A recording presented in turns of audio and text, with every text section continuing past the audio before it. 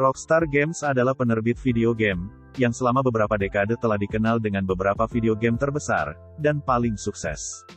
Terutama, mereka berada di belakang Max Payne, seri Red Dead dan tentu saja, Grand Theft Auto. Mereka dimiliki oleh perusahaan bernilai miliaran dolar, yang lebih besar bernama Take-Two Interactive.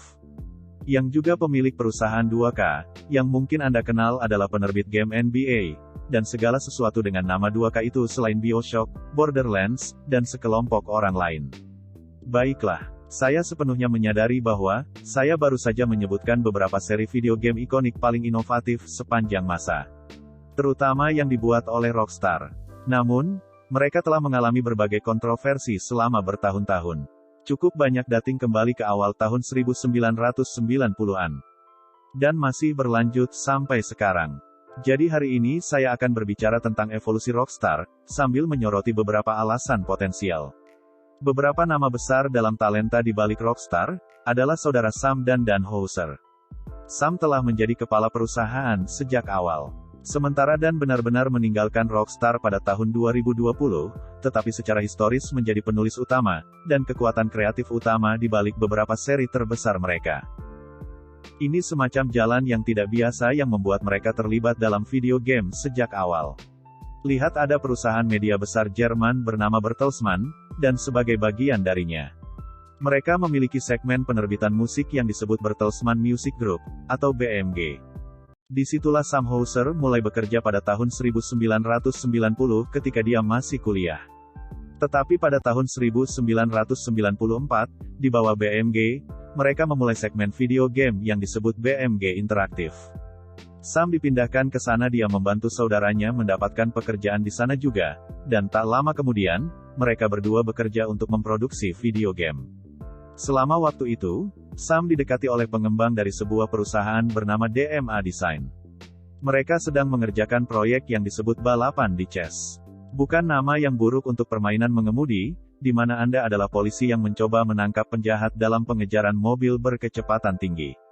Sam dan anggota tim lainnya mengambil dasar permainan itu, dan sepenuhnya mengubah perspektif dengan menjadikan pemain sebagai penjahat, hasil dengan Grand Theft Auto, asli di game 2 dimensi dunia terbuka, yang pada dasarnya memberi penghargaan kepada pemain karena melakukan hal-hal mengerikan. Mencuri mobil dan menabrak pejalan kaki. Salah satu game paling menegangkan di pasar yang tidak melihat terlalu banyak keberhasilan, sampai mengambil dua menjadi terlibat. Dan itulah sisi lain dari cerita hanya 5 tahun sebelumnya. Dua didirikan oleh 21 tahun ambisius bernama Mark Ryan. Mark ayahnya Peter, dikenal dengan perusahaan penerbitan majalah tetapi pada tahun 1993, tak lama setelah lulus dari Wharton School of Business, ia meninggalkan perusahaan ayahnya, untuk memulai perusahaannya sendiri bernama Take-Two, yang akan mengembangkan video game. Dia mengatakan bahwa dia memilih perusahaan terkait teknologi, sebagian karena itu adalah industri di mana orang-orang akan menganggap, orang yang lebih muda lebih serius. Mungkin bagian dari alasan dia dapat mengumpulkan modal 1,5 juta dolar. Untuk memulai sesuatu sejak dini. Mereka adalah salah satu pengembang pertama, yang mendedikasikan sebagian besar anggaran produksi mereka untuk sulih suara selebriti Robin Williams. Baru-baru ini menyuarakan Jin dan Aladdin, dan mengarah ke tren lebih banyak suara dan kartun, selebriti, dan merek Ryan. Menerapkan konsep itu ke video game dan ratusan seribuan dolar untuk Dennis Hopper dan Christopher Walken. Untuk memulai permainan mereka, mereka membuat kesepakatan lisensi dengan Sony, dan kemudian Nintendo dan Sega untuk membuat barang-barang untuk konsol mereka. Dan setelah beberapa tahun, mereka merasa bahwa satu-satunya cara untuk mengikuti persaingan yang berkembang adalah dengan mengembangkan diri mereka sendiri. Jadi mereka memulai rencana agresif ini, di mana mereka mengumpulkan uang melalui penawaran saham publik, mengambil banyak hutang dan menggunakannya untuk mulai mengakuisisi perusahaan lain, penerbit, distributor, pengembang. Yang terbesar yang paling berlaku adalah pada tahun 1998. Itu adalah tahun mereka membeli BMG Interactive, dan mungkin salah satu akuisisi terbesar sepanjang masa, karena dengan harga 14,2 juta dolar. Dalam stok mereka memperoleh yang baru-baru ini dirilis di game Grand Theft Auto, hak untuk membuat game masa depan dalam seri ini dan semua bakat dari sana, termasuk Sam dan Dan Houser. Mereka mengambil semua aset itu dan menggunakannya untuk membentuk Rockstar Games. Nama yang sangat tepat mengingat latar belakang mereka di industri musik, dan kehebatan mereka secara keseluruhan terhadap merek tersebut. Tahun berikutnya mereka mengakuisisi desainer DMA, pengembang game dan kemudian menamainya Rockstar North. Itulah struktur utama yang masih ada sampai sekarang. Mereka kemudian menjual lebih dari 1 juta kopi dari game asli itu, dan pada tahun 2001, ia merilis GTA 3. Yang harus saya katakan adalah lompatan nyata dari yang sebelum peningkatan teknologi dan desain, termasuk fakta bahwa mereka menambahkan yang ketiga dimensi itu membuatnya lebih seperti game yang kita kenal sekarang, itu memiliki respons yang luar biasa dan sebenarnya merupakan game terlaris tahun itu. Oke, mari kita ke kontroversi. Saya akan memulai dengan konten yang jelas tidak pantas sejak awal, sepertinya perusahaan itu condong ke gambar itu dan bahkan mencoba mengambil manfaat darinya. Banyak pemasaran awal mereka berpusat pada betapa buruknya moral dan keterlaluan permainan itu. Maksud saya, kita semua pernah mendengar diskusi tentang, apakah video game mengarah pada kekerasan, atau memengaruhi anak-anak untuk melakukan hal-hal buruk. Kembali di awal 2000-an, GTA cukup banyak menjadi pusat argumen. Seperti contoh pamungkas dari hal-hal yang digambarkan dalam video game, yang tidak boleh dilakukan anak-anak dalam kehidupan nyata pada tahun 2003. Argumen itu dipicu ketika seorang anak berusia 18 tahun, yang telah bermain GTA secara berlebihan menembak dan membunuh 3 orang, termasuk 2 petugas polisi. Dan kemudian mencuri mobil patroli, jelas peristiwa mengerikan yang mirip dengan yang digambarkan dalam permainan. Kemudian, Hillary Clinton mengambil sikap publik terhadap permainan, mengutip bagaimana hal itu mempengaruhi anak-anak. Faktanya, di GTA 4, ada versi patung Liberty yang disebut patung kebahagiaan, yang mirip dengannya. Ada desas-desus bahwa itu dimodelkan setelah dia dalam menanggapi komentar-komentar itu. Saya tidak ingin pergi terlalu jauh dalam hal ini. Seperti yang saya katakan, ini adalah argumen yang kita semua pernah dengar sebelumnya, tetapi kekerasan dan aspek kriminal lainnya dari permainan, telah menimbulkan kekhawatiran selama bertahun-tahun. Itu menyebabkan banyak orang tua dan politisi, dan umumnya warga yang peduli tidak menyukai permainan dan Rockstar, dan orang lain yang terlibat dalam pembuatannya. Alasan saya berikutnya di balik kebencian adalah skandal akuntansi mereka. Untuk lebih jelasnya, ini melibatkan akuntansi tech ke perusahaan induk, tetapi Rockstar adalah bagian dari mereka. Dan sulit untuk memisahkan keduanya. Ini adalah skandal besar meskipun SEC menuduh mereka mengacaukan akuntansi mereka, untuk membuat posisi keuangan mereka terlihat lebih baik daripada yang sebenarnya. Cara utama mereka dituduh melakukan itu disebut transaksi parkir. Mereka akan mengirimkan ratusan ribu game ke distributor yang berbeda melaporkannya sebagai penjualan dan kemudian di periode berikutnya. Mereka kadang-kadang akan dikembalikan setelah pengembalian itu, mereka akan dilaporkan sebagai persediaan baru dan bukan sebagai pengembalian penjualan. Tujuannya adalah untuk meningkatkan penjualan mereka secara artifisial, yang menyebabkan keuntungan mereka meningkat secara artifisial. Yang akan dilihat oleh investor dan membeli saham mereka, yang pada gilirannya akan secara artifisial menaikkan harga saham mereka.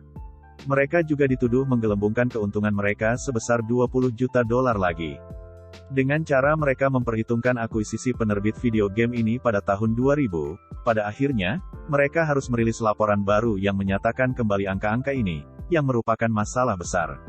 Mereka tidak pernah mengaku melakukan kesalahan, tetapi pada tahun 2005, mereka menyelesaikan gugatan perdata dengan SEC sebesar 7,5 juta dolar.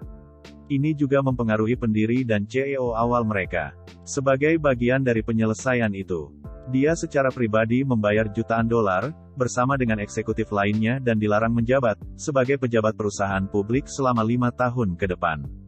Kemudian 2 tahun kemudian, dia mengaku bersalah atas backdating opsi saham, yang mengacaukan data pada mereka untuk membuatnya lebih berharga. Dia harus membayar denda sebesar 7,6 juta dolar, dan dijatuhi hukuman percobaan 5 tahun. Dia tidak terlibat dengan perusahaan sejak kegiatan itu, tetapi saya harus menyebutkan bahwa pada tahun 2019 dia meninggal karena masalah jantung pada usia 47 tahun.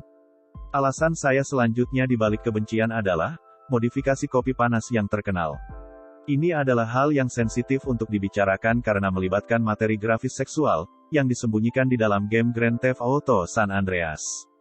Ada bagian di mana Anda diundang untuk minum kopi dan itu mengarah ke mini game grafis ini. Itu tidak sengaja ditinggalkan di sana oleh pengembang. Saya harus menjelaskan bahwa itu tidak dapat diakses melalui gameplay biasa, tetapi saya kira seseorang di Belanda meretas kode dan menemukannya. Jadi akhirnya ada modifikasi yang dibuat agar orang dapat dengan mudah mengunduh untuk membuka kunci ide. Semuanya adalah mimpi buruk bagi Rockstar Games, dan apa yang tampaknya menjadi salah satu skandal yang paling bisa dihindari yang bisa dibayangkan. Maksud saya, yang harus mereka lakukan hanyalah tidak memasukkan materi eksplisit yang tersembunyi di dalam game. Itu menyebabkan peringkat mereka diubah dari dewasa menjadi dewasa saja, yang merupakan masalah besar karena banyak pengecer besar termasuk Walmart, Target, dan Best Buy tidak akan membawa permainan yang ditandai sebagai dewasa, hanya mereka akhirnya mengingat permainan, dan karena Rockstar selalu sangat bergantung pada rilis mobil pencurian besar mereka. Itu menyebabkan penurunan yang belum pernah terjadi sebelumnya dalam keuntungan dan harga saham mereka. Pada saat itu, sepertinya semuanya berputar di luar kendali untuk Rockstar. Kopi panas ini adalah salah satu hal terburuk yang bisa terjadi pada mereka, dan bukan hanya karena penarikan, tetapi jika Anda kembali ke dua alasan pertama saya pikir Anda dapat melihat bagaimana hal itu akan memperumit kekhawatiran orang, dan membuat kedua masalah tersebut menjadi lebih buruk. Hal itu menyebabkan perubahan kepemimpinan yang membawa orang ini mengambil alih Zelnick sebagai ketua dan kemudian CEO. Dia masih menjalankan perusahaan dan bahwa penilaian harga saham yang rendah menarik pesaing mereka. Electronic Arts untuk membelinya kemungkinan termotivasi oleh keinginan mereka untuk mengikuti Activision, dalam hal ukuran dan untuk menghilangkan persaingan di pasar permainan olahraga, karena mengambil, telah membeli merek 2K dari 3 tahun sebelumnya.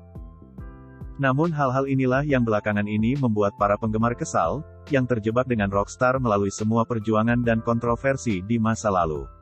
Sekarang juga, 62% dari pendapatan berasal dari apa yang mereka sebut sebagai pengeluaran berulang, yang mencakup pendapatan dari mata uang virtual, yang ditambahkan pada konten, dan dalam pembelian game.